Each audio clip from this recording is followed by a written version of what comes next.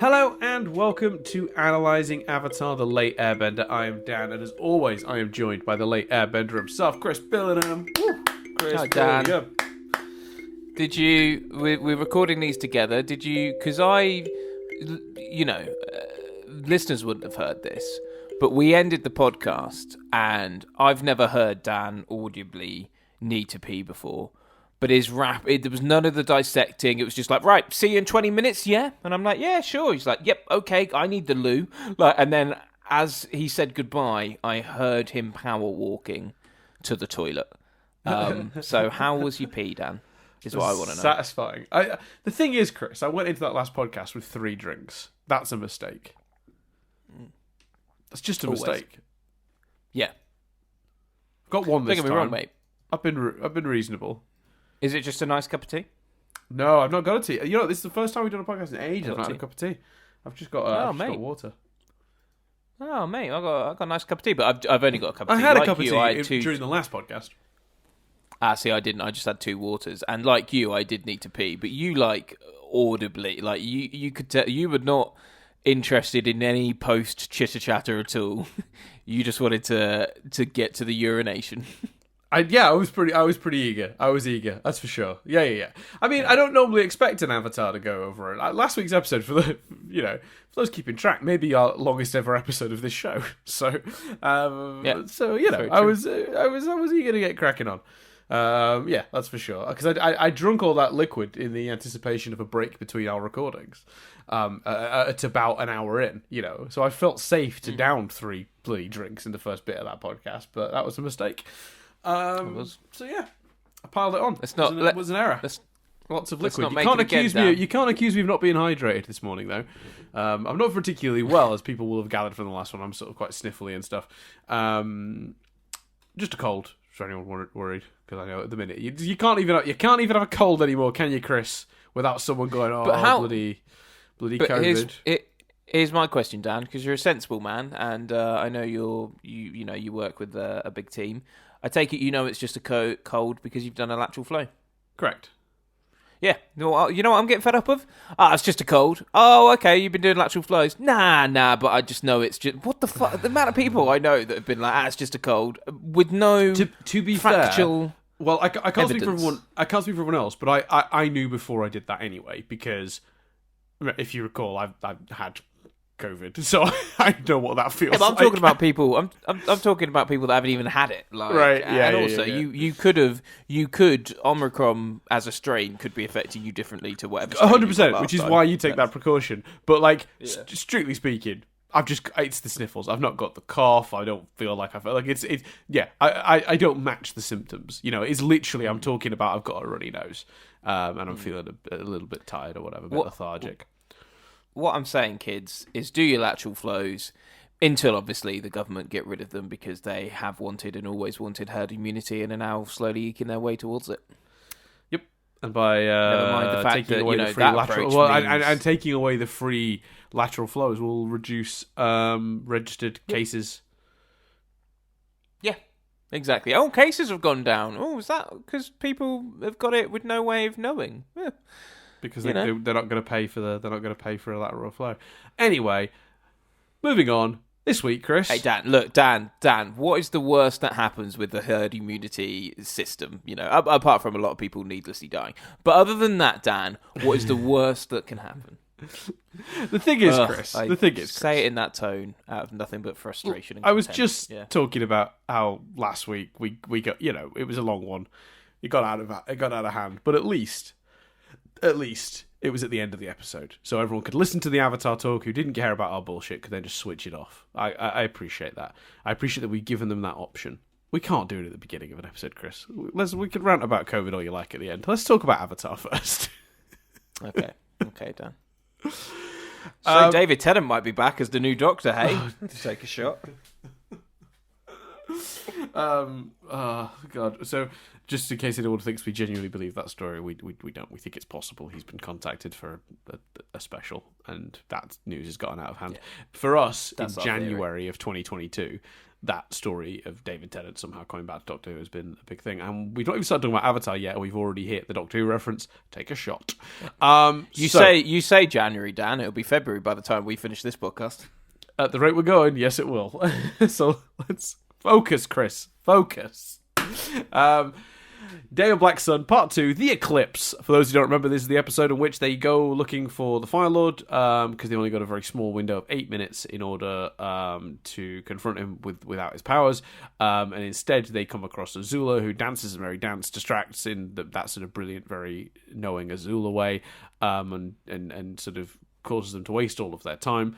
Until the eclipse is ended. We get the downer ending of then the Fire Nation retaliate, because the whole time their army has kind of been just waiting for after the eclipse to do so, with all their technology and balloons and stuff, and they destroy all the submarines so no one can go anywhere. So the only people who can escape are as many people as you can fit on Appa, which is mostly just the children. The adults all sacrifice themselves to be put in Fire Nation prisons. I will say, bold of them to think that's what they'll do. I think it's completely plausible. The Fire Nation might just murder them all, but we'll just work under that assumption because it's a kids' show. Other things that happen in this episode: Zuko takes advantage of the eclipse in the same way Aang was going to, and uses it as a chance to confront his father. It's awesome. It's one of the best things ever. And of course, Iroh escapes. I think cleverly off camera, but I do think there might be an argument that someone could make that we should have seen it, but I'm on the other side of that fence. But I will be interested to hear where Chris is. So yeah, that's the recap of the episode. That's the things that happened within it. It's a bit of a downer. It's another Empire Strikes Back. We had that at the end of season 2, but apparently they wanted to give us one more downer ending midway through this season. It's looking pretty bleak for the gang, isn't it, right now? So where are you at, Chris? What did you think of this episode? I don't know that it's looking that bleak, man. Zuko's hurtling towards them in a hot air balloon. Yeah, and I'm excited. Yes. Yeah, I should. In my intro, I should have. In my recap, I should have explained. It ends with Zuko telling his father, "I'm going to go join the Avatar and help him defeat you," which is a pretty powerful moment. And then we see, as Aang and the gang escape, not too far behind them, in a balloon of his own, Zuko. A balloon which presumably could keep up, because they're like, to Azula, they're like, should we follow them? No, they're too quick. And then you just see Zuko in this tiny balloon. I think... notoriously difficult to keep on track hot air balloons. Yeah. No, I thought about this. I have a fansplanation, but the show doesn't make it very clear. Azula is not in a balloon. She's in one of those big airships, the big metal ones. So my assumption is a small balloon probably could follow them. But she's just like, you know what? We're not going to follow them in this big thing. We wouldn't be able to keep up. But even if we could, it doesn't matter. They're coming back. We'll capture who they've left behind. That'll give them a good reason to come back and get their asses whooped at a later date. That's kind of how I looked at it. But yeah, I do understand that observation. So yeah, how are you feeling about the episode as a whole, Chris? Mate, did you say earlier this was the mid-season finale? Yes. That must have been torturous. I'm like, give me Zuko chatting to Aang and trying to convince him he's changed his mind and all that stuff, like, right now. It's awesome. What do you mean, what do I think? It's a fantastic episode. It's all very thrilling. There's so many cool moments. It's all very epic. It all feels incredibly earned, and I'm aware that I, on the last week's episode, said, I don't know if I want to see him outright join him. But now that they've done it, I'm like, yeah, no, that's fine, cool. Let's have a look. Yeah, loving it all. I do. Part of me wanted to see Iroh kicking ass. I'll be honest. It functions better this way because you feel pain when Zuko gets there, and you realise that they're not together, and that adds a layer of Empire Strikes Back to it. It's kind of Zuko's version of that. Yep.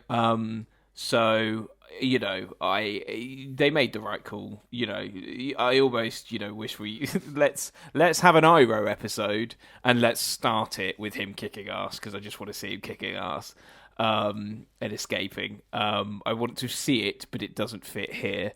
So yeah, man. Is it not a good way to have their cake and eat it too? Because basically, nothing you could put on screen is going to match up to your imagination's version of Iroh, just like Well, that's true. Because the guy literally says, he was like a one-man army. Like, I just don't understand what happened. It's like, the image that conjures up of Iroh just, like, walking through everyone in that place during the eclipse when he couldn't even use his firebending is kind of terrifying. And, like, the idea of his just physicality. But anything they show us, it's a bit like, all the Star Wars things. Oh, there's a new one. We can add Star Wars to the list of things we're going to repeatedly reference. All the references to Yoda once being a great swordsman, it's kind of ruined when you actually see it, right? They make a lot of jokes over the years about how Yoda was this great Jedi, in the original trilogy, and then like in Phantom Menace, there's a reference to it, and then at the beginning of Attack of the Clones, and then at the end of Attack of the Clones, when you finally see Yoda being a great swordsman, it just looks a bit silly. It doesn't quite work. For me personally, I was like, this is actually perfect because I get to know it happened and see the aftermath. We don't lose any time from the episode, and if anything, the myth of it will probably be better than the reality of it anyway. You know what I mean? Like, knowing it happens. And the way they did it meant we got to see that Zuko made the right choice too, because you talked about last week the possibility of Zuko going to free Iroh.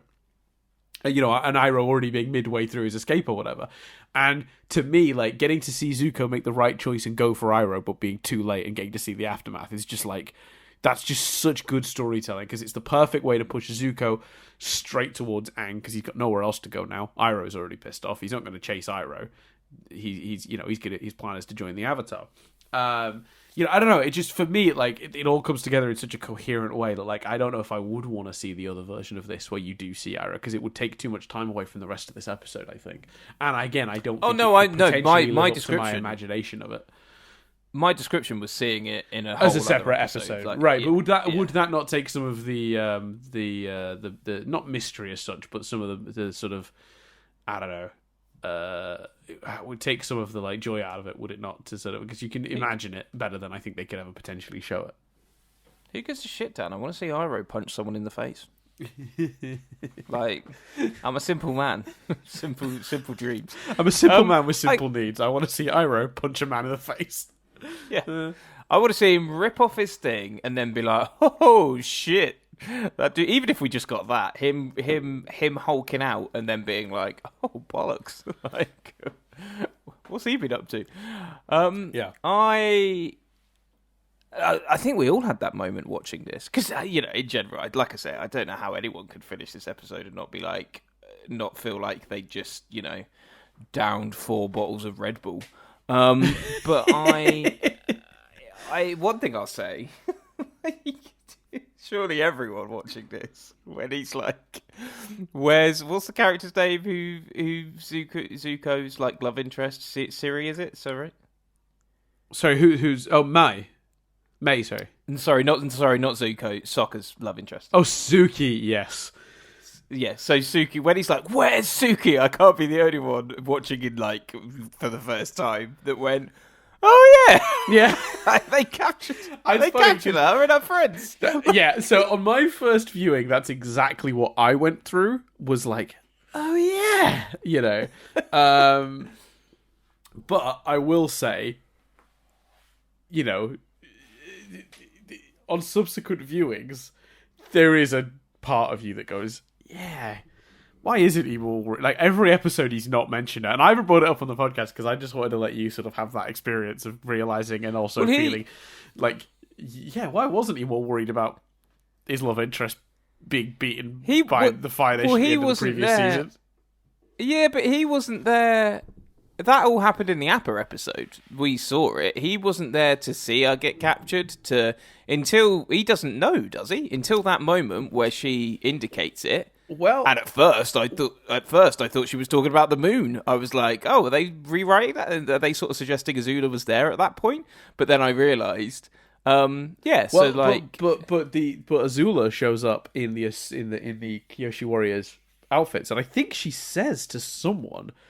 Oh, right. Maybe Katara, that they'd fought them and won, and that's where they got the outfits from. So I imagine Sokka knows, but I'm not sure. I'd have to double check how that was phrased at the time. Maybe it was a little bit more ambiguous. And you think, even if he didn't, when fucking every man and his dog turns up last week, you'd think he'd be a bit like, hey, where are the Kyoshi warriors at? Where's Suki? You got Boulder before you got Suki. He's checking his. He gets out. He gets out a crumpled bit of paper. I like the Boulder, voiced by legendary WWE wrestler Mick Foley. But where's Suki? Yeah. He just gets out a crumpled bit of paper and like checks his list, and he's like, "No, I definitely told you to get her." Like, yeah, even worse, he doesn't quite remember. He's like the Boulder, the Duke, the Machinist. I feel like we're missing someone, but I mean, if I can't remember them, they can't be that important, I guess. And then he puts the note away, and it was just all. I think like you just want to slow clap, like in a compliment way, not a bad way. You just want to be like, how fucking clever and good is this writing? Like, of course, it's what we've talked about before. The story that makes so much sense that you wonder how you didn't predict it, but were entirely and utterly surprised by it. Yeah. Like, of course it's Azula there instead, and they've got this plan. Like, of course. Like, and I just love, like I said last week, the boldness of this show going... So many times you'd go, you watch, James Bond, you watch superhero stuff, and you go, well, surely the villain would have thought of that. And they actually did it. The villain did think of it. And it's all brilliant. Yeah, I think as well, the other thing I thought was interesting is like the cleverness to say, well, remember Azula sort of won over the Dai Li. So yeah, the Fire Lord and his firebending soldiers are vulnerable right now. But guess who isn't? Earthbenders.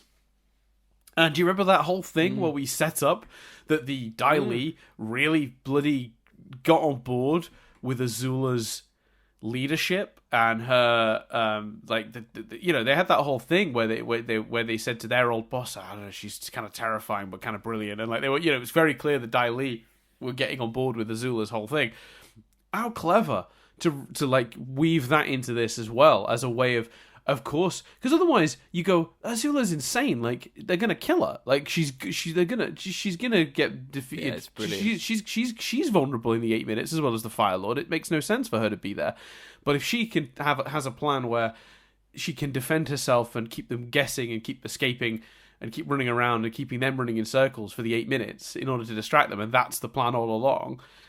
They've been outmaneuvered. The good guys have been outmaneuvered by the bad guys here massively. And again, it's something that's gone on long enough that you'd forgotten it was there. Like, how were you surprised to see the Dai Li? Because I tell you what, I was, and I've seen it before, and I went, oh yeah, the Dai Li are in this. Yeah, I was literally like, oh shit! Like I did that a few times this episode. Yeah, complete. Again, it's exactly that thing of it's surprising, but they've absolutely laid the pieces for it to make complete sense. Right. But they've just done it at, the exact right moment. Like, one of the cleverest take a shot, one of the cleverest things about Avengers Endgame is they don't do the portal until you've literally forgotten that they're all back. And that's what makes that moment epic. And it's, it's across a much wider canvas, but it's the same principle here. Yeah. 100% agree. 100% agree. So yeah, it's a particularly good episode, and it is an episode that makes you go, God, I want more of this immediately, please. Yeah, completely. And it's kind of frustrating because it's one of those things. One thing I will say, that looking at it, so if you watched this on television on Nickelodeon in the States, you did have quite a wait. This episode aired November the 30th, 2007, and the following episode did not air until July the 14th. 2008. Wow. That's we like to call in the trade. We like to call that Steven Universe wait times. Yeah, 100%. But I will say, I've just noticed though, it seems it got an accidental early release in Canada. So I guess you might have been able to dig the episode up online. Like Canada aired it early for some reason. The next episode, they aired it in like December 2007. So maybe people were getting it online to sort of satiate that desperate need to find out what next. Canadians are so like polite and lawful, though, aren't they? Maybe they did. Maybe they didn't record it.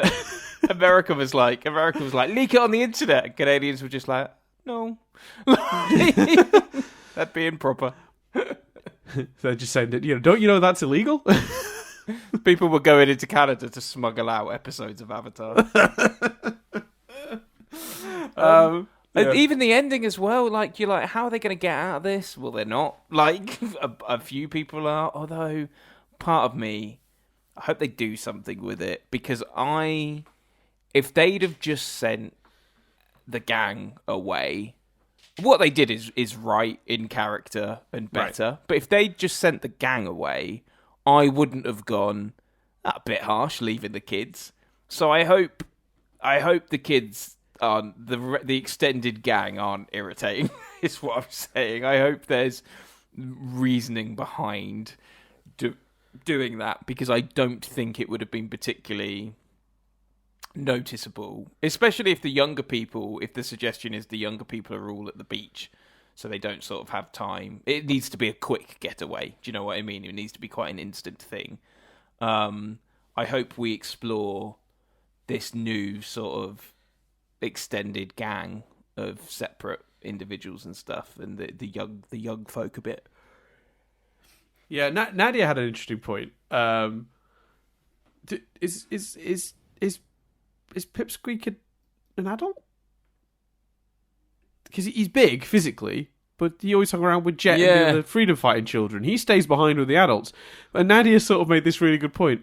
If Haru is going with the gang, and he's pretty close to an adult, he's got a mustache and what have you, then isn't Pipsqueak? Like, if Haru counts as one of the young people, what's the logic there? Well, presumably it's you got to be below this age or below this waist size. Like whoa, it's a bit harsh. Like, oh god, yeah. So you're telling me that the APA Airlines is the same as is it Southwest? It's too flat. What was it? Too flat to fly? Was that the Kevin Southwest. Smith thing? Yeah. So you're telling me that like APA Airways have a weight limit, and unfortunately, Pipsqueak went over it. Because you're right. He is a child. Well, he could be older, I suppose, but it'd be then that would be weird though, that he hang around with a bunch of kids. Yeah.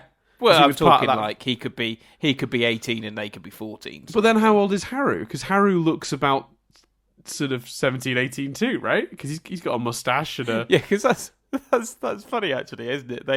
They've done a really good job of aging up Sokka, Toph a little bit, Aang and Katara especially. No one else has aged in this show. Yeah. Then again, I suppose Aang is at prime sort of growth spurt age, isn't he? Yeah, I guess so. Yeah, I guess so. It's not so much a criticism, just an observation that Nadia had, and I went, yeah, she's right. That's like bang on. Like, yeah, that's a really good point. It's a bit weirdly inconsistent. So yeah, let's break this down top to bottom. Because for me, like, I think the strength of this episode is just how it all flows really neatly into each other. Each thing makes perfect sense to be the thing that follows the next. So the immediate plan of let's go find the Fire Lord, he's not going to be too far. I think is pretty smart. I think again we're showing Sokka. We're not completing or continuing his plot from the previous week. But, he's now established himself as, like, I'm confident enough to... He's always been the tactician, the leader. He's always been very important to the team in that way. But this is, like, establishing him specifically as being, like, in control of the situation. And it's him that says, well, I don't think the Fire Lord's going to have gone that far. He's not going to want to be too far from his armies. He's not going to be too far away from his capital. He's just found a bunker somewhere, which is exactly what it is. I think it's clever for them to set that up that way and use his abilities in that way. And then I think it's really clever for them to use Toph to be the way that they find it. Like, Toph is so brilliantly useful in this episode. She knows where the dead ends are. She knows she can bend them through the metal doors of the bunker when they get there. I don't know. They make really good use of Toph, and that makes me happy because I felt like in the previous episode, she was a little bit like, she's just part of the Earth Nation guys fighting. She doesn't have a specific function. And I understand, not every character can have a focus and be specifically useful in every single episode because you just don't have the time for that. But I liked that in this episode that she got a bit spotlighted. She's also useful later on when she can do there's that whole thing when they do find their way into the safe room, the one that Azula's in, the dummy one. she even uses her, don't lie to us, I'll know if you're lying bit, which is one of my favourite moments from this whole episode, actually. We should talk briefly about that. How good is it that Azula is such a good liar? She's so good at even convincing herself that the lie is true, that her body doesn't react to a lie the way a normal person does, and Toph can't tell that she's lying. Yeah, that was brilliant. Very clever. Yeah. A notification was coming on my phone, so I got up. That was very clever. And the Toph stuff, one of my favourite moments of that was just Sokka going, "I'm so glad we made you join the gang," or whatever he said. Yeah, I think he says something like, "Oh, I'm so glad we added you to the team," which is a great line. Yeah. Very good line. And I do think that makes a lot of sense. I do think this episode has a lot of like surprising amounts of like little bits of like weird little sprinkled in humor, despite it being quite like heavy. One of my favorites being that like cowardly like Fire Lord like leadership guy, and they're like, "Where's the Fire Lord?" He's like, he's just down the hallway, second door left. You can't miss it." And then they go, and then he just like starts whistling and carries on like, "No one will know I've just betrayed us," which is just amazing. Yeah. That was very. There's a ton funny. of little moments like that. I think this was probably like, despite the downbeat ending, I think it was probably funnier than the first part, I would say. Yeah, they found better ways to. I mean, there are some funny moments in the previous episode, like Sokka getting his,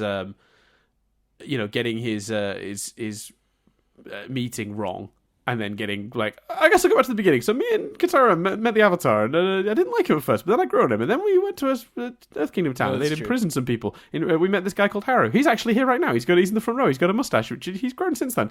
And like, it's like, it's like, that's quite funny. Oh, and from the previous episode, Aang with his little food compartment in his glider. That's quite funny too. I'd forgotten about that until funny. I rewatched it. So there are some gags in the previous episode, but yeah, this one I think has stronger gags maybe. So maybe it's not so much the ratio, but these ones are better. Yeah, that's fair. Or maybe just like, I don't know, more connected to the things we're talking about, so we remember them more or something. Yeah, and structurally, then you sort of we lead us straight into like the action sequence, which is like sort of the Dai Li showing up and fighting the gang, all mixed in constantly with cutting back to Zuko just confronting his dad and just telling him how it is, which I thought was awesome too. I don't know, the structure of this episode is just so good. The way that it all flows, it's just so natural. That's brilliant. Yeah, it's just brilliantly designed, and it all just sort of flows so perfectly. It's a very, very satisfying episode, this one, and I think it really does go with the other. I'm glad we've done these, because for listeners, Chris mentioned earlier, we're recording these two on this one and the previous one on the same day. Watching them together was the right thing, I think. Yeah, definitely, because it really flows. Like it almost harmed it in a way, like having to divide it into two, which of course we have to because it's two different episodes. But I imagine it must have just been so thrilling to watch this as one cohesive, complete thing. Yeah, and for listeners, we've kind of decided on the finale that we're gonna watch, or Chris is just gonna go ahead and watch all four together as intended, and then we'll rewatch an episode, do a podcast on it, rewatch an episode, do a podcast. So we still have separate podcasts focusing on each part, so we don't miss stuff. But that way Chris can actually experience it the way it was meant to be experienced, which is as one. So do you feel like, what's your, because I think they do enough, but I'm aware I'm contradicting myself slightly from last week. What's your feeling on, do you buy, I think no one could have any doubt in buying Zuko's anger at his father and willingness to walk away from the Fire Nation. What about his willingness to outright join Aang? How do you feel about that decision now? How did you feel about it at the time, etc.? Yeah, I think I don't want to step too much because I was actually going to ask you this very same question, but I'll very briefly sort of cover my thoughts on it, and then I'll turn it over to you because I'm very interested in your sort of perspective on this as a first-time viewer. From my perspective now, having seen it many times, I think they do a really good job justifying it, because I think you've got Zuko as his identity has been wrapped up in his position in the Fire Nation this whole time, hasn't it? His identity crisis, which they summarize so beautifully 2 episodes ago, when they had him basically say he's the two people he is the person he actually is, and the person his father wants him to be, and he's always gotten mixed up as to which one is what he wants, because he was so sort of brainwashed and brought up in such a rough way. So to me, it makes perfect sense that when he realizes he's not the person his father wants, his father or dad wants, and that person is someone spreading that message, that he would equate the two, that he would go, it's not just about that I'm not going to be the son you want me to be, it's actually, I fundamentally agree with your politics too, your position on the world, your this whole notion of, we're going to spread our Fire Nation-y like success, to everyone. I've been out in the world and it's a fucking shit show and everyone hates us and we're making people miserable. Because that's the other thing as well. In a weird way, Zuko's been on an Avatar journey. We've seen what happens when an Avatar gets their full training with Roku last week. And Roku went out there and got to have all those experiences. He got to visit the air nomads and visit the Earth Kingdom and visit the water tribes. Zuko's done all that. He's almost been on an Avatar journey of his own. And I think that because they've tied his personal struggle so closely to his dad and his dad's politics, that you could see a switch in his personal position would also affect his wider feelings on how his dad's running everything. And I completely agree with that. It's not so much and those are very much my feelings on it. For me, if they'd have outright gone, I'm joining Aang, I'd have been like, huh? But I don't think he is joining Aang. He's going, like you say, I really loved when he was like, I've been round the world, and we were brainwashed. You think it's everyone has to be Fire Nation, but actually they hate us, they're scared of us, etc. He's right. More, if he's suddenly siding with anyone, he's siding with Iroh. The reason he's joining Aang is because it's like, okay, who also feels this way and is the best chance of stopping it? Aang, the Avatar. Like, it's not so much right suddenly wanting to be Aang's friend. This is the battle I now want to fight, and my best way of fighting that battle is alongside the Avatar. Yes. Yeah. So, that's exactly right. That is the main. I just spent like several minutes blithering to try and make that essentially that point, and I think you just in a sentence just covered it. You're exactly right. It's not even about the Avatar specifically. It's about, I'm against you and I'm joining those who are against you. Right. That's exactly correct. And what a fun way to do that. Sorry, go on. Say that again. I was just going to say, what a fun way to do that, intercutting action sequences with essentially a conversation. Because it could have been so easy to turn that into a fight where a conversation was happening around it. Like Zuko pulls out his swords, his dad whips out a sword of his own or something like that, and they have a fight, a non-firebending fight, because obviously the firebending is, as Azula phrases it, turned off. You could have done that where it was like 2 action sequences happening. But what you realize is the Azula one is a distraction to keep Aang from finding the Fire Lord. The Fire Lord's letting Zuko say his piece because he knows if he waits long enough, he'll have his firebending back and be able to actually attack his son. Like, that's what's so sinister about that scene as well. On that, because that scene when he suddenly attacks is brilliant. It's threatening. It's fantastic. Yes. A little bit Emperor in Star Wars, isn't it?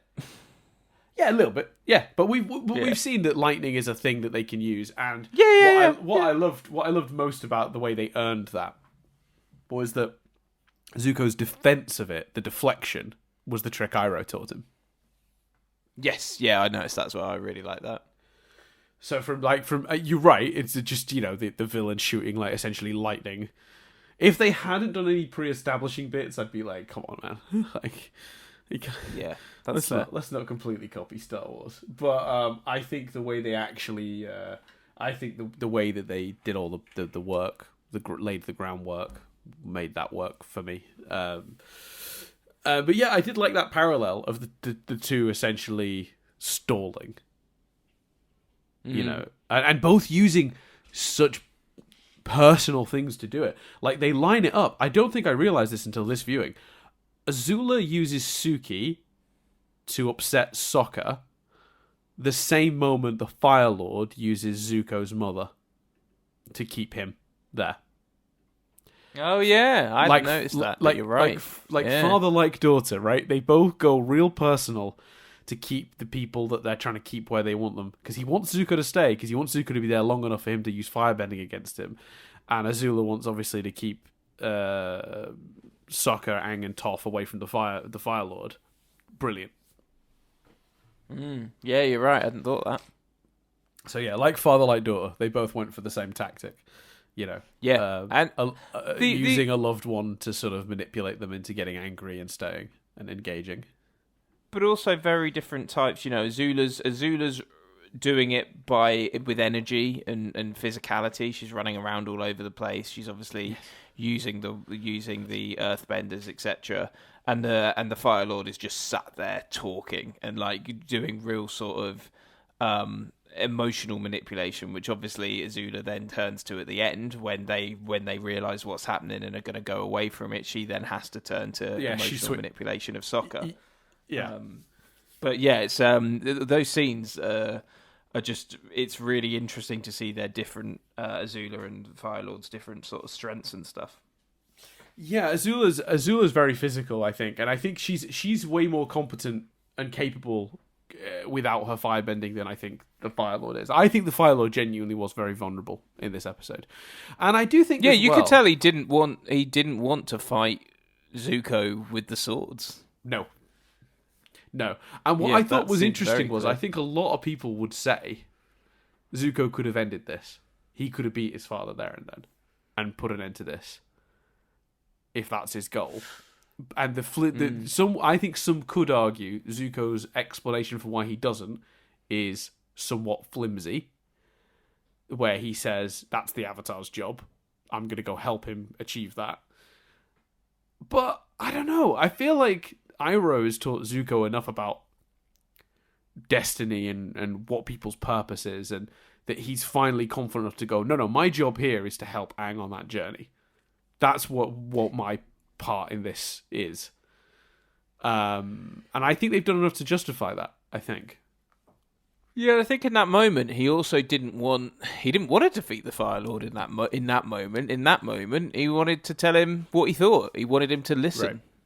Right. What do we think about the notion that, you know, his mum might be alive? Although I think we've discussed before how there's a slight hint of that. But that's very interesting. Yeah, I mean, he talks about her being banished the same way that... I mean, banishment seems right. It's not a very murdery world, the world of Avatar, is it? I mean, I thought it was very bold for all the... Tell that to Jet. Yeah, well, yeah. That's a good point. Hashtag justice for Jet. Yeah. Hashtag justice for Jet. The end of this episode is very much a thing of that as well, isn't it? It's all the adults are like, well, we'll be put in prison, but we'll be alive and we can live to fight another day. And it's like, you don't know that. I mean, not everyone captured by the enemy survives. They might keep a few of you for information, but in a real world war, a lot of them would just be murdered, right? So, it's the fact that they have that confidence that that's what the Fire issue. It's not a very murdery place.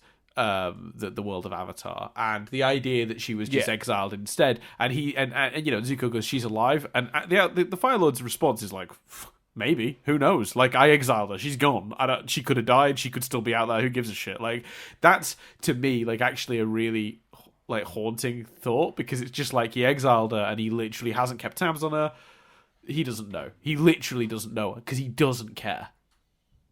He doesn't care enough to know where his wife is the mother of his children. Like, that's such an insight into the Fire Lord.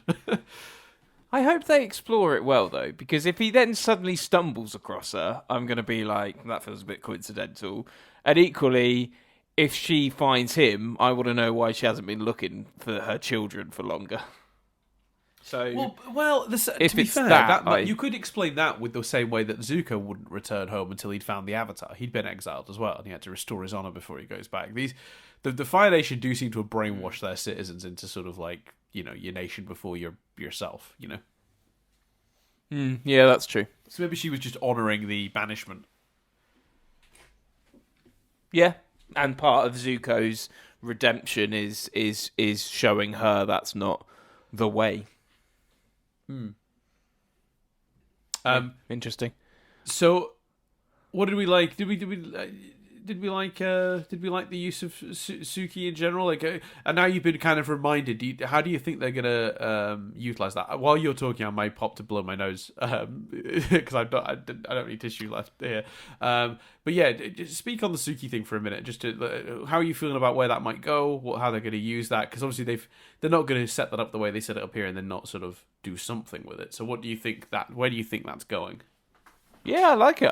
I feel bad that I had forgotten about the storyline. I feel bad that I'd kind of done a soccer, and until that moment hadn't remembered. I hope. But this is another example where give me the obvious thing. Give me him rescuing her and her being like, "Oh, my hero!" Like, fuck it. That's what I'd want to see from that. I assume they're captured somewhere, basically. What a great twist it would be if Iroh also broke them out, but I think they would have had to have set that up a bit. You know, maybe they go to his cell and they walk past her cell or something like that. But I think, I think they're captured, and I think we're going to see Sokka free him somehow. Yeah, I think it's interesting, isn't it? Because I remember distinctly thinking that's a lot of people currently imprisoned by the Fire Nation. Like, if we're assuming that all the adults from this episode are captured, but we're also assuming that Suki is captured, there's a lot of people they need to sort of go get one way or another. Not just Sokka, actually. You know what I want as well, and that's a fair point. And maybe like the tribes end up in a big prison, like we've seen before, or something like that. Mm-hmm. Not just Sokka. I want to see Appa rescue them as well.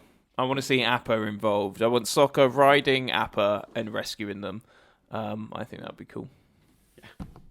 Yeah, I think there's definitely something that they've kind of set up there for going forward. It's interesting the way they do it. I think it's because it's used here not in a the future sort of way. Here it's used as a in the moment way for Azula to torture Sokka. But yeah, it definitely does have implications going forward, I think. I did like that the poor machinist. I think they called him like the mechanist or something in this episode. I don't know if I'm pronouncing it right or wrong. I'm just going to keep saying machinist.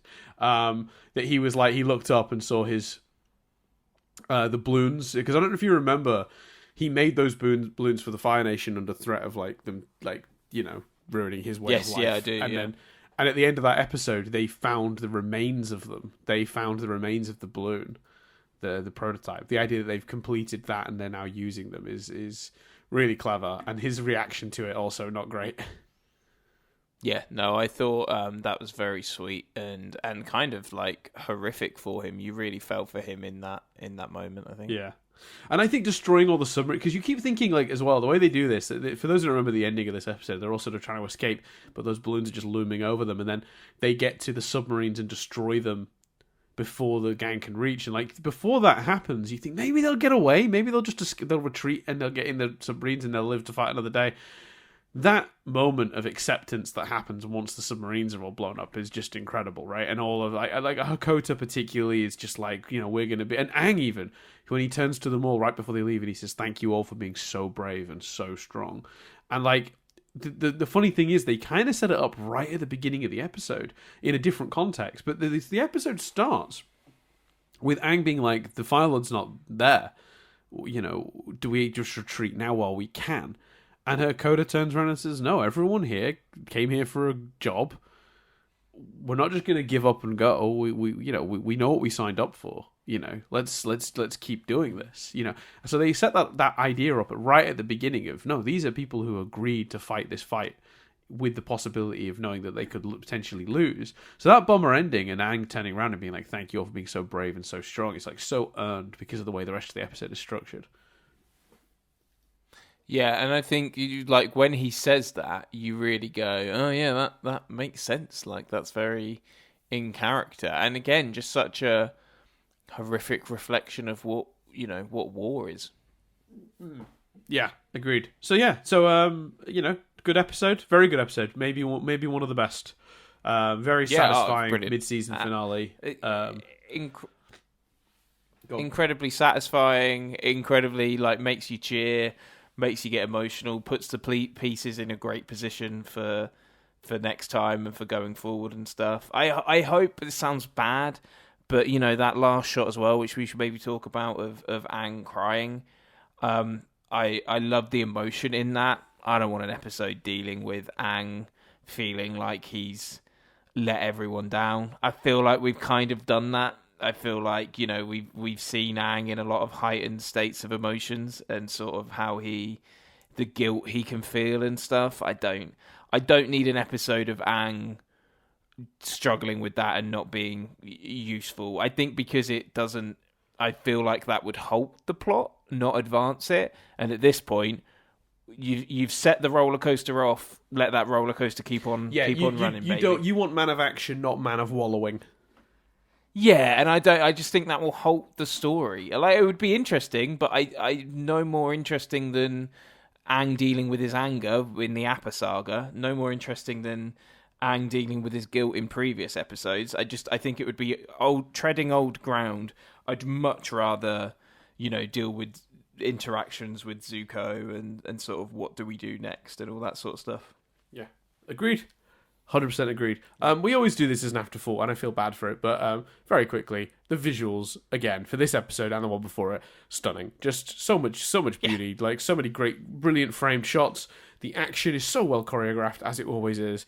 Like that shot when Azula is like bounced up from the Dai Li, flinging bringing up platforms from the rocks, and she goes through that small gap, and she gets sort of face to face with Sokka, smirking as she flies past him. Come on, like whoever storyboarded that and animated that, mwah, chef's kiss, beautiful, brilliant. Very well done. Yeah, the battle sequences in this were just spectacular, and you really feel.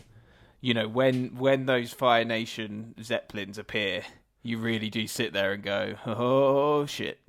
Right, and like the visuals as the and the Fire Lord, like all the shots of the eclipse itself, the Fire Lord firing the lightning at Zuko, and just the way Zuko deflects it back at him, and then he sort of flies back, like it's just so well animated, and the anger on the Fire Lord's face, and he's surrounded by fire, and the flag falls down behind him, like fucking hell, like come on.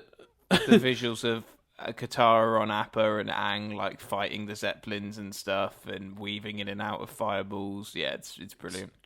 What a great episode. And even that last shot of Zuko in his balloon with his hair blowing in the breeze, like hot on Aang's tail, is like that shot's iconic. I remember in the gap between this episode airing and the next one, lots of articles being written about where it might go next. Now Zuko's finally had his face turn, I should say, to borrow wrestling parlance. That image of him in the balloon with his hair blowing in the wind, looking like a changed man. When you think about how Zuko looked when we first met him with his ponytail and stuff, like, I don't know, it's just, yeah. This episode's very iconic in many ways, visually. Yeah. 10 points. Yeah, it's brilliant. Should we triv it up? We should triv it up, and there's not a lot of triv this week. I'm gonna nip away from Mike quickly because my 2 waters and cup of tea have now officially gone through me. So at least I held it for the whole episode, Chris, and that was an hour and a half long episode. You've lasted 49 minutes.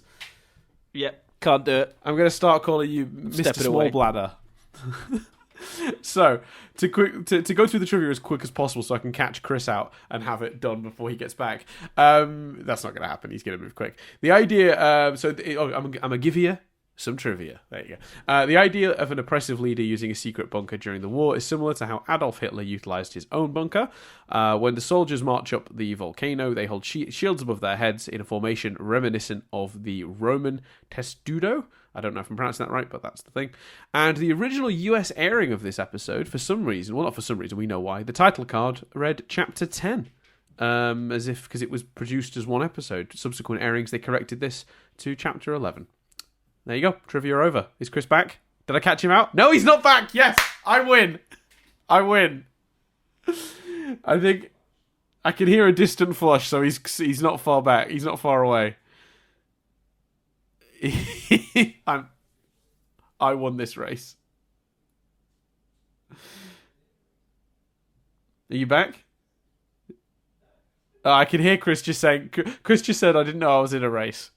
So there you go. Yeah, there you go. So, let me set it up while he's still coming back. That's the trivia. Actually, no, I'll give Chris an opportunity to speak on any of the trivia if he has anything he wants to add to the trivia. That's only fair. I'll give him a minute. I was going to set up the question, but let's let him come back and. I wasn't listening. So. Wait, you weren't listening to any of the trivia? No, I was. I can't remember any of it though, so it's fine. Well, you were making me piss really quickly. I was making sure I didn't miss the bowl and stuff. That was a good time for all. So, let's move on. So this is the portion of the podcast where some people presumably switch off, because it's usually where we have an excuse to start talking about something random and different, where we do a listener question. So if you want to ask a question, some random thing for us to talk about, then feel free to message us. You can do so through... just as a patron. We do it for the patrons. So you go to patreon.com/nothingbutstatic UK. No, it's not UK on the Patreon. Patreon.com/nothingbutstatic, where for as little as $1 a month, you can also ask a question that we'll answer on the podcast. We don't just answer any old question. Get on the Patreon. Little as $1 a month. You also get episodes a week early. So if you want to hear next week's episode right now, you can.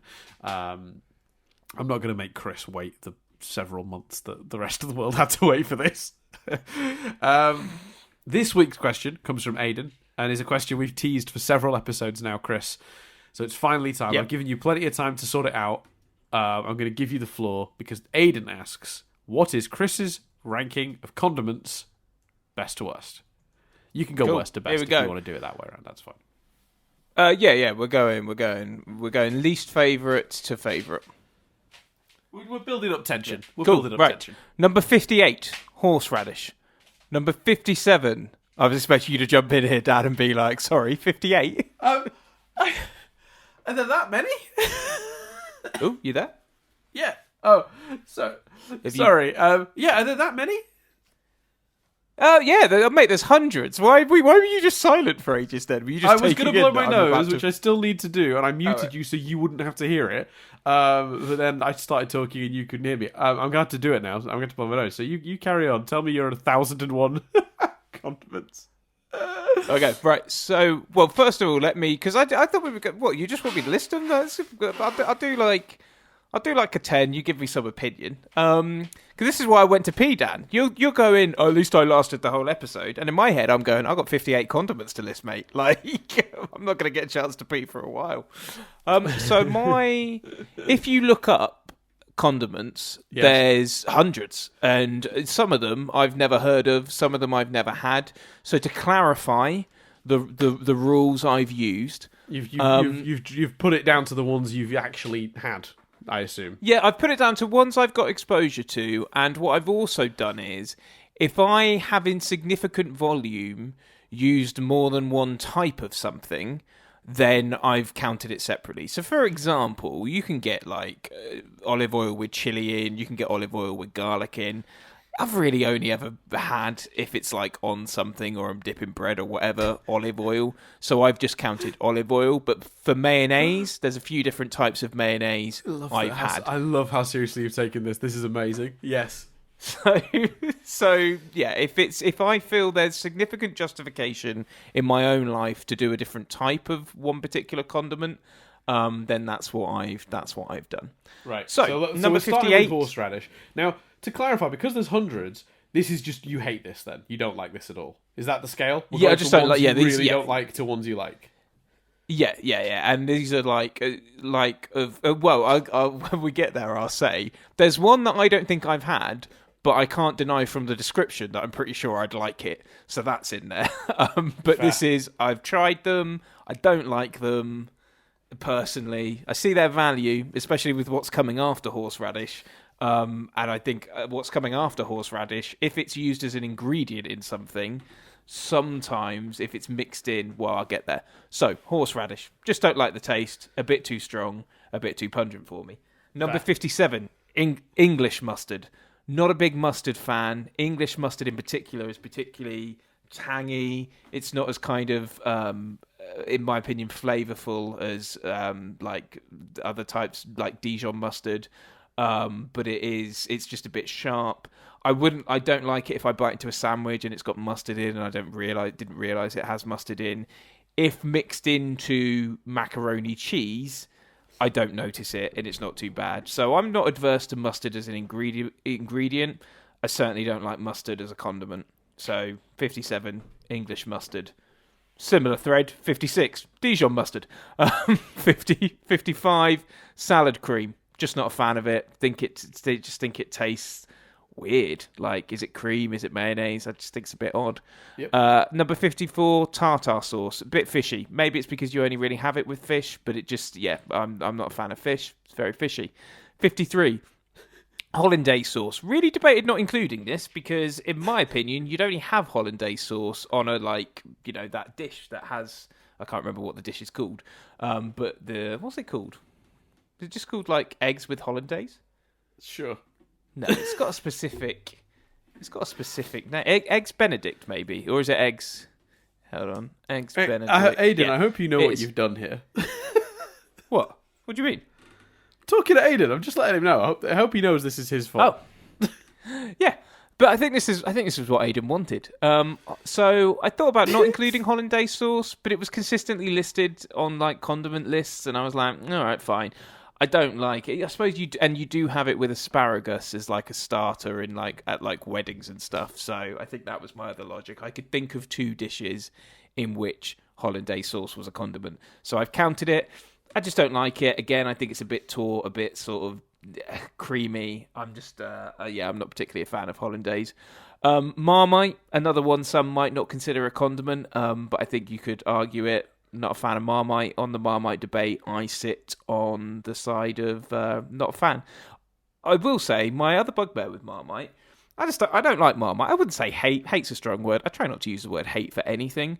But what I do fucking hate people that say they don't love or hate Marmite like it's a fucking personality trait. You know those people like, I don't love or hate it. Fuck off. Like that's not a quality of a person. That's just you've got an opinion on you're rallying against their marketing. Like that doesn't make you unique. Number 51. It's weird the things people latch onto as personalities. Like, I know this is like a running joke on the internet, but there are people out there who, like, Harry Potter is their personality, and I think that's weird. Yeah. We reference it a lot because it's relevant to, we're talking about a children's, like, cartoon that's, like, got deeper meaning, so Harry Potter is often relevant to the discussion here, which is why it comes up so often, and it's a big part of our childhood, so it's a thing we're very familiar with. But yeah, I find it weird when someone makes that their whole identity. Yeah, completely. Number 51, restaurant-made or homemade mayonnaise. Quite simply, I think you can taste the mustard a bit too much in it, as opposed to like a jar of mayonnaise. Number 50, golden syrup. That's right, Dan, we're not just doing savoury condiments, we're also doing sweet condiments. Golden syrup, bit sickly, not really a fan. Piccalilli, number 59. Sorry, just I'm going to pull you up on golden syrup, Chris. Golden syrup's fucking delicious. What's your problem? Well, okay, good. Well, I was going to say, have we got within that first sort of 10? Have you got any sort of concerns? Golden any sort of disagreements? Amazing. What are you talking about? I'm just not a fan. I find it very sickly, and I've got quite. Yeah, but what are you putting it on? What you're not gonna put it on a bloody. You're not gonna put it on like chips, are you? Like you putting it on pancakes. That's true. I tell you what, I will give you this. I haven't had golden syrup in fucking decades, so there's every possibility I'm misremembering. Man, because I'm one of those weirdos that's not a huge fan of maple syrup. So all the things that people put maple syrup on, I'm substituting golden. So yeah, that's very upsetting for me, Chris. That it's anywhere near horseradish on a list like this is upsetting. But carry on. It's vinegar. Aiden didn't ask for my condiment list, did he? He asked for yours. So let's. I didn't count vinegar because in my head I was just thinking, well, it's kind of like seasoning, but actually it's not. That would be salt and pepper, not salt and vinegar. Hold on, let me just slot in vinegar. I mean, then again, I say no. I've got vinaigrette on here, so I'll count that. Number 49, piccalilli, just a bit vinegary, a bit pickly. I don't really like pickles. And that feels... I'm not sure, again, I'm not overly sure I've had piccalilli particularly, but I imagine that would be quite dominant. Not a fan. Number 48, brown sauce. Can't really tell you why. A bit sweet, maybe. Now, having grown up in Ireland, that's basically sacrilege. I'm sorry. For those who are listening in the UK, I don't know if this is true in America. For those who are listening from the States and are confused by the notion of brown sauce, it's not barbecue sauce. It's its own thing. I don't think you guys have it in the States. The product we call brown sauce. No. Yeah, it's different. It's kind of like Daddy's is a popular brand of it, isn't it? Yep, but I don't think you get that like outside of like and then there's HP brown sauce as well. Yeah. Which is I think HP brown sauce is the gold standard of brown sauce. I'm not having Daddy's. I'm getting HP, which is a Heinz. Yeah, product. That's fair. Apparently, it has a taste similar to that of Worcestershire sauce, which I've actually not included on this list, so I might need to add that. Worcestershire sauce too. Yeah, I know. I'm a fan of HP, but I'm if it was vanished from the world, I don't think I'd cry about it. But I would be, but I would defend it over. I mean, again, where it's placed on the list feels it automatically wrong. But there you go. I'd actually, because Worcestershire sauce is an even stronger taste, and I'm not a fan of that, I'd actually put Worcestershire sauce below brown sauce, then brown sauce, number 48. So Worcestershire sauce, I just looked it up. It's a tomato-based sauce blended with malt vinegar, molasses, dates, and corn flour, on other various spices. Are you on the Wikipedia? Because then it says, and sometimes raisin. The taste is either tart or sweet with a peppery taste, similar to that of Worcestershire sauce. So it's not that it tastes of Worcestershire sauce; it's that it's doing a similar thing. There you go. I like brown sauce, but carry on. That's fair. That's because if I interject if I keep interjecting this frequently, we're literally going to be here till next week. So we need to get this moving. That's fine by me. I've got no. That's we've got half an hour to beat last week's record, mate. Yeah, but I have work today. Like I can't do this all day. I have a life to get to, Chris. If you thought my golden syrup was controversial, Dad, you're not going to like this at all. 47, peanut butter. I'm just not particularly a fan of nuts and peanut butter. I'm with you on peanut butter. I think peanut butter is deeply overrated. Sorry. Now we're getting into... Well, no, I probably wouldn't eat this one, and I might, if I was thinking about it, swap the peanut butter around with this one. Cheap supermarket coleslaw. So the cheap, nasty... In a plastic tub, like all sort of like not even mayonnaise, but just undescript white sauce and carrots that are cut in such a way they don't even look like carrots anymore. Nah. Number 45. I liked the very dismissive. Nah. Nacho cheese sauce. No, not a fan of that personally. Don't like the taste. Don't think it particularly tastes of cheese. In slice form on a burger, not that bad, but melted as a sauce, nah, I don't. I'm not a fan. Now we're getting into, Dan, I would eat. Like if I not my first choice, but I would eat if someone served me a meal and just put this on the side automatically, I'd eat some out of politeness, but wouldn't be a go-to.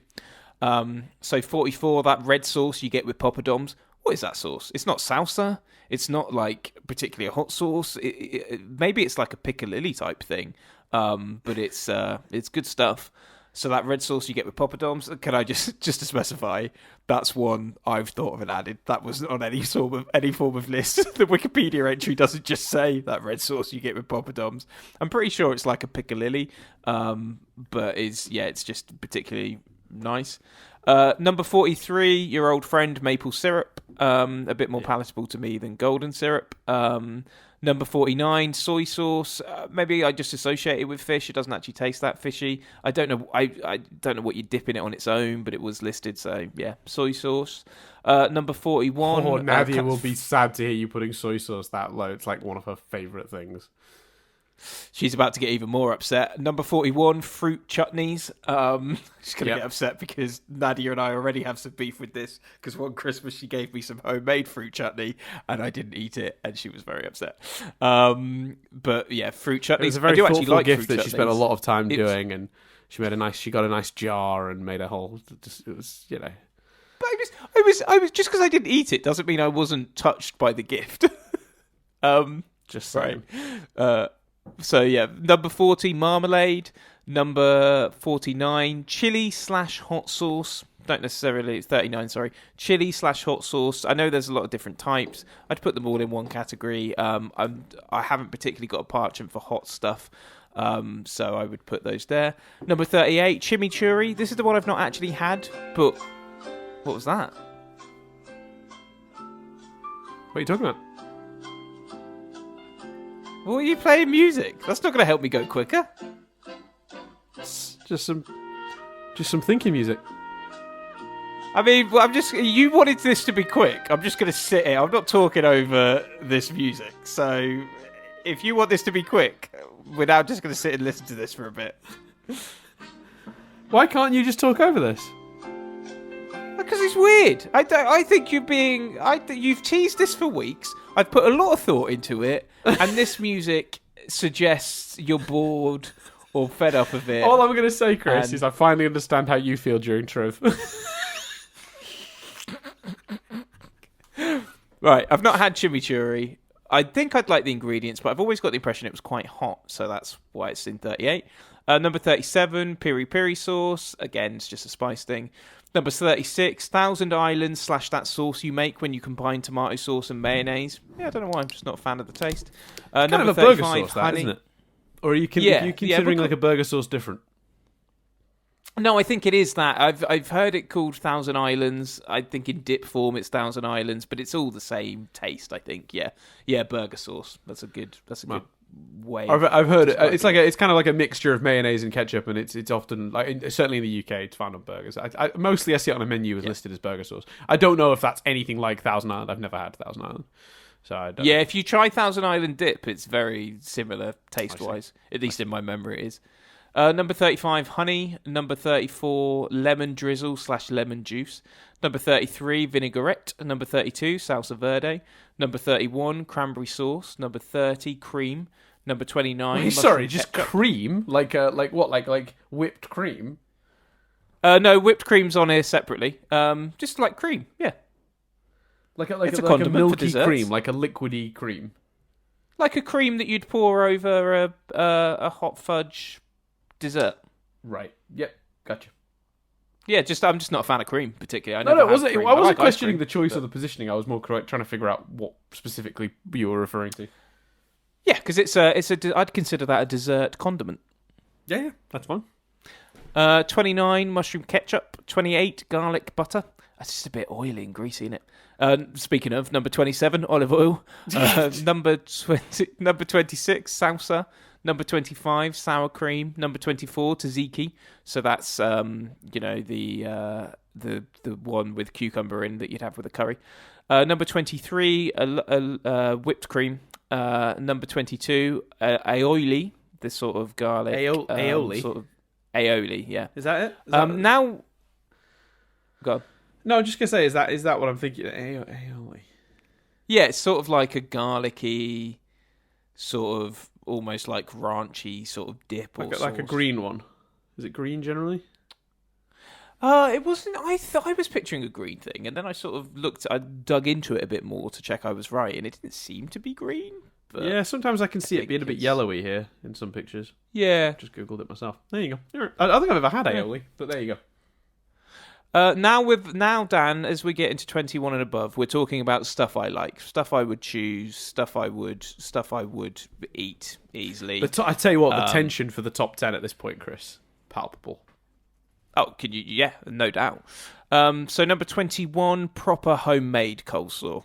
Mayonnaise, shreds of carrots, etc. Like proper decent homemade or restaurant quality coleslaw. Number 20, we're in the top 20. Dan, you excited? Any guesses for number 20? I mean, I'm wondering how high some of the bog standard ones are going to be, because you use them all the time, but they're kind of like dull because you use them all the time. So I'm wondering if something like a ketchup or a barbecue sauce is going to be this high, potentially. Well, let's have a look. 20, hoisin sauce. 19, caramel sauce. And potentially, funny what you just said, Dan, I think my most controversial place, for the one that will upset people the most, number 18, tomato ketchup. Yeah, I'm just not particularly a fan of tomato ketchup. Have you ever seen me? I kind of understand this, because there is a vibe of like, all right, I have it all the time, but I have it all the time because it's on everything and with everything. Like, that's not necessarily like, if you're having chips somewhere, if you're going to a Greasy Spoon Cafe and you're having some chips or whatever, they're giving you some ketchup. You order a burger in a lot of places, you're getting ketchup. Do you want ketchup? Yes, maybe not. You're getting it all the time though. I think that's defensible. I think there's an element of, why has that become the thing to put on the side of everything? The last time I would have had tomato ketchup would have been if it literally that scenario. I'm in a restaurant, they put some chips down, and it's been next to it, and I've dunked one or two in. And sometimes I have tomato ketchup and think I should have tomato ketchup more. I never ask for it. I never put it on at home. I never choose to put tomato ketchup on anything. I have an alternative condiment I use instead in that way, which we'll obviously get to. One of the reasons I have it very often is I'm a big fan of bacon, and a bacon sandwich particularly goes well with a bit of ketchup.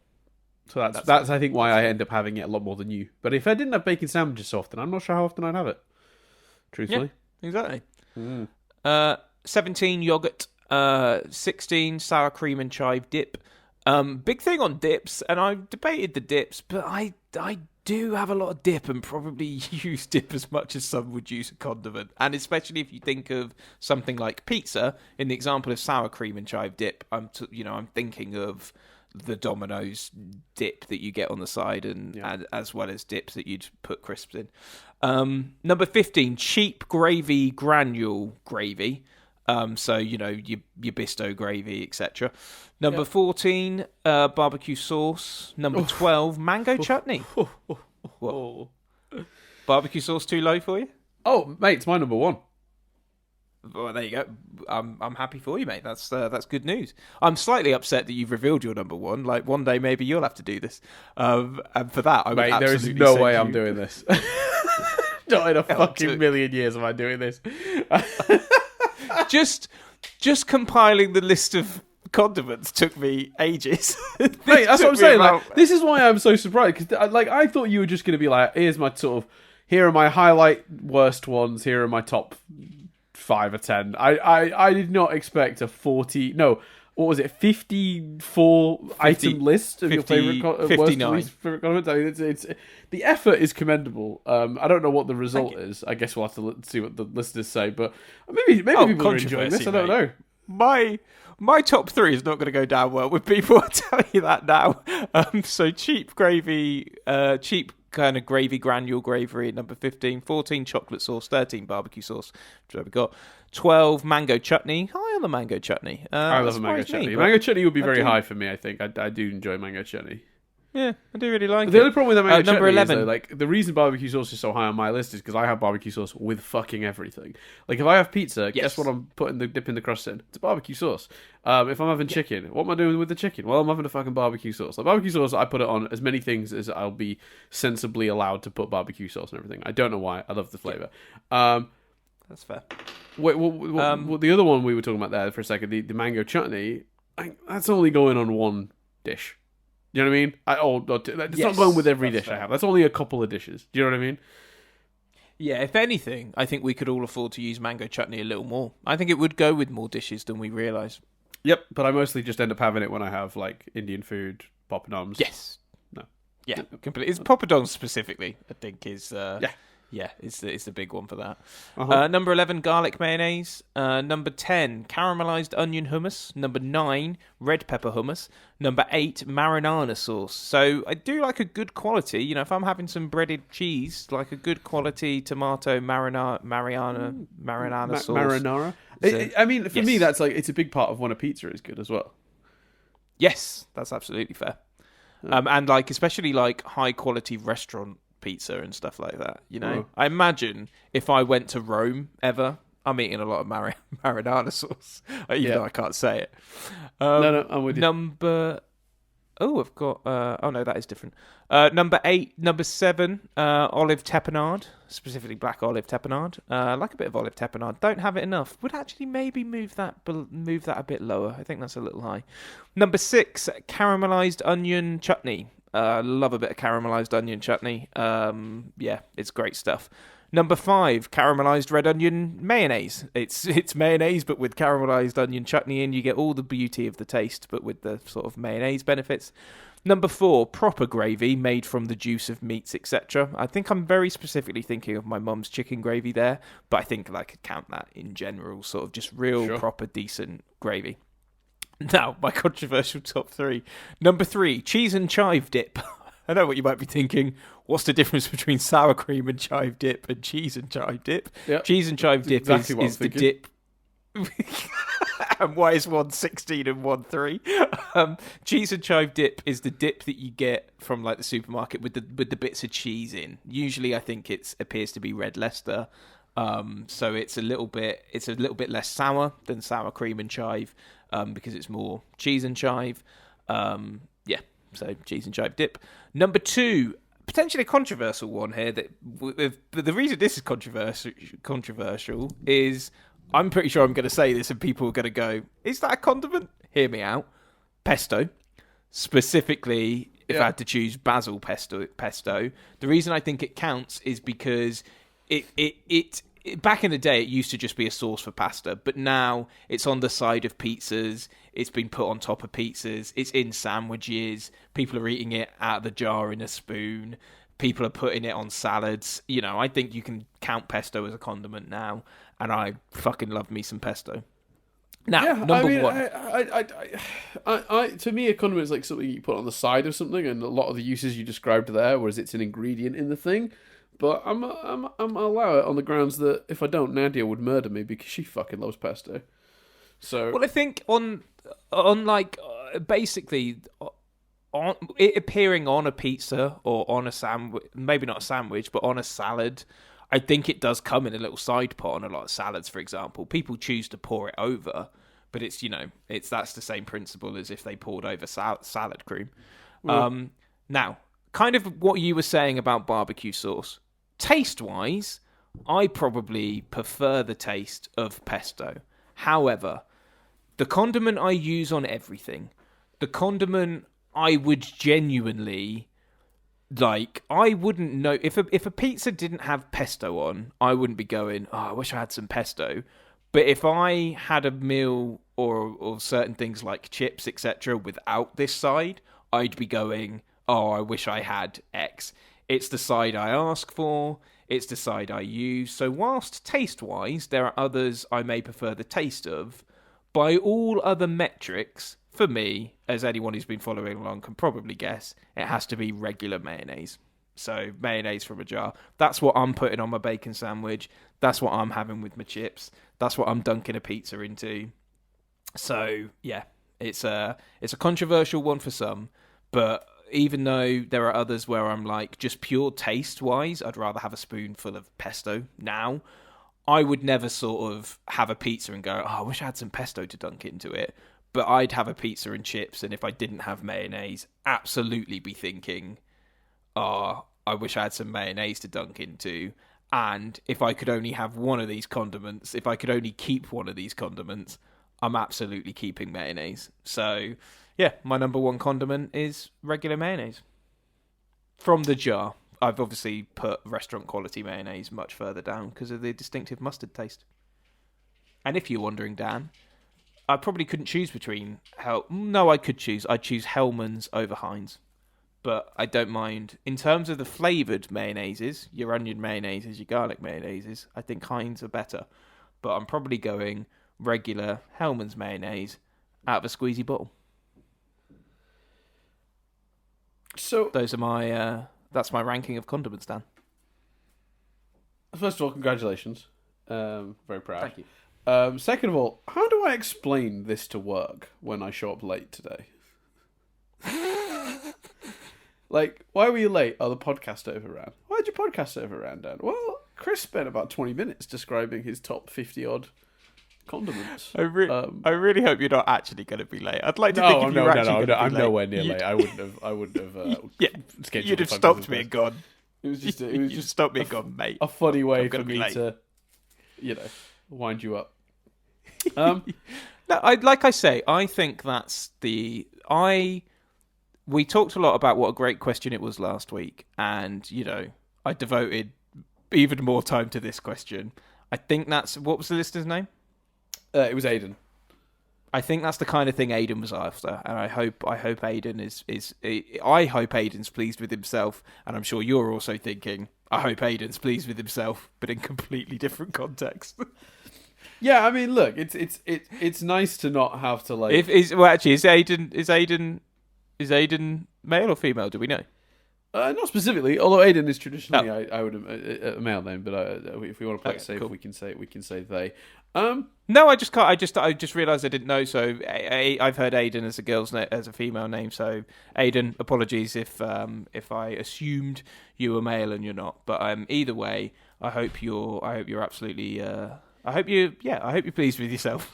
Again, a sentence I'm sure Dad is also thinking. I mean, I'm in a weird position now as well because. How do I wrap this up? Like, how do I end this podcast now we've had that madness? Like, well, have you got any comments? I've just realised as well. Also, it seems like the extent of that has also meant that I've not had a chance to say goodbye to Nadia. She's now just left for the day. So that's even better. Now I can really wind you up because you're right. It's not going to affect my ability to go to work. But I didn't get to say goodbye to Nadia before she left for the day. So tragic. One, Nadia will be more interested in my top 58 condiments than she will anything else we ever do on a podcast. It really does suck that that's true. Two, I would argue if I'd have done a short list, we'd have talked about each condiment. So yes. I think if I'd have done a top 10, that might have actually taken just as long. That's fair. You got me. Would you, I take it, because you know me very well, we've eaten together many times, I assume you were predicting regular mayonnaise would be the winner. Yes and no. I tell you what threw me was that you did mention other forms of mayonnaise-esque things earlier in the list, and I was going, is he separated it? And I thought you must have done. So yeah, if you'd have asked me in the moment, I think I'd have got it. But I had some doubt on the grounds that you'd already mentioned some other mayonnaise-y things. Yes, yeah, that's fair. What you'd have predicted that top three? Well, it's clearly not cheese and chive dip, as you weren't sure what that was, but. No. Yeah, I mean, pesto was a bit of an outlier because of its status as a condiment being a little questionable. Yeah, that's fair.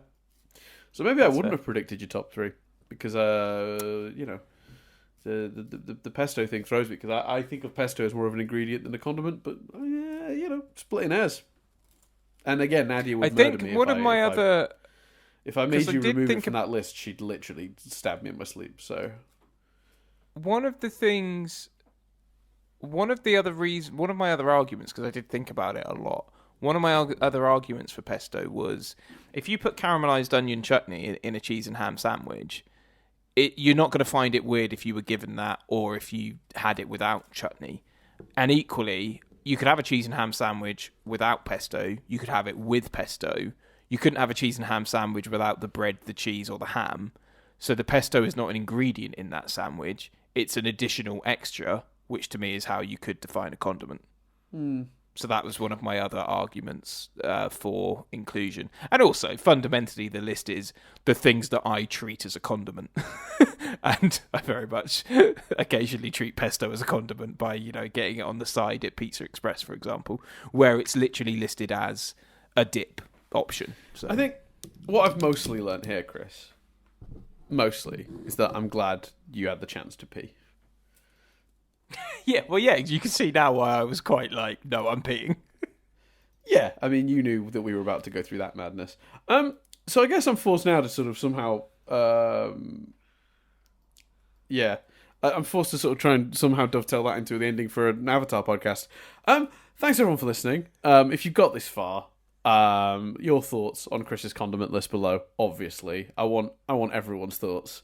And for those thinking, Dan's been a bit grumpy about this whole thing, I just thought like the only way for me to add to this was to play the part of the I can't believe this is happening.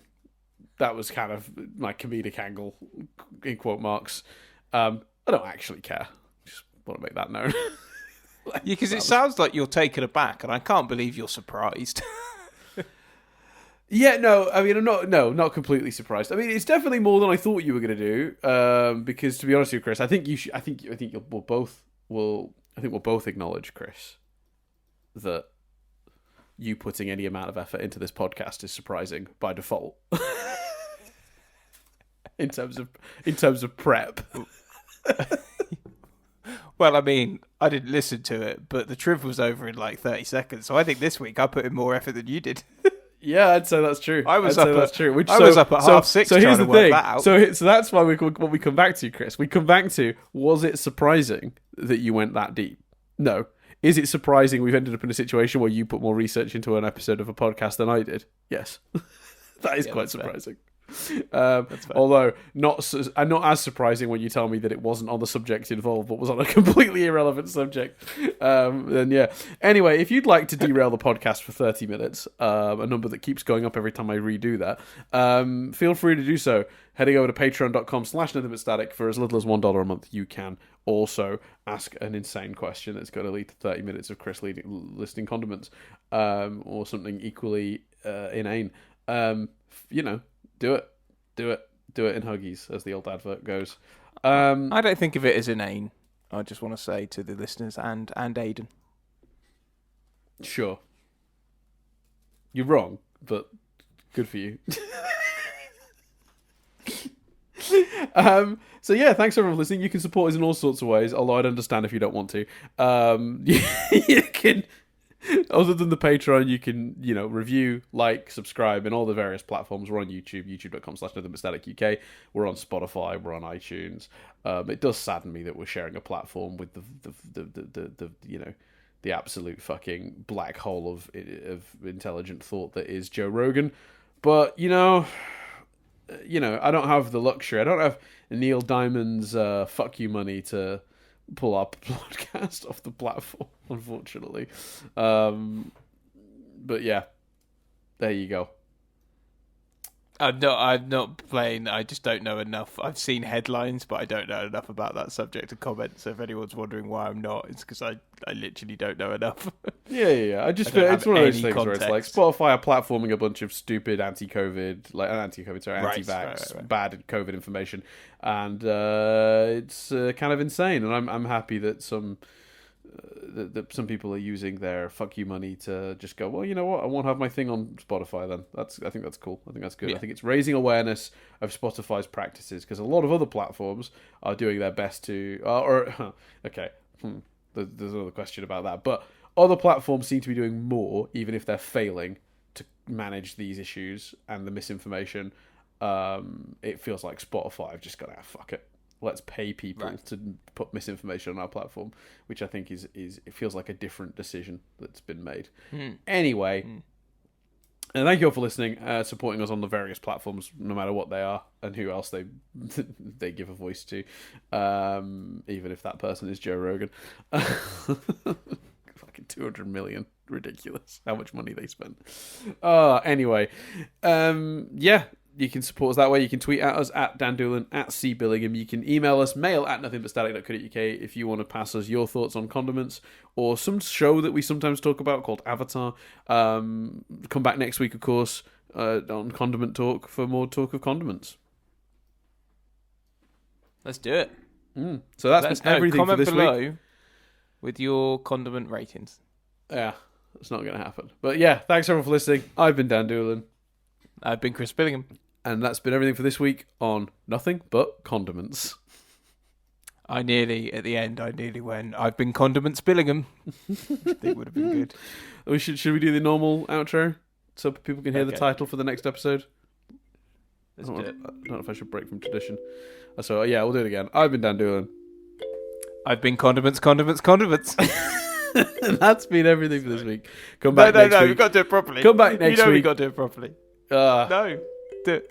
Go back. I've been Dan Doolan. I've been Chris Billingham. And come back next week when we sit down to discuss the Western Air Temple. And some other bullshit, probably.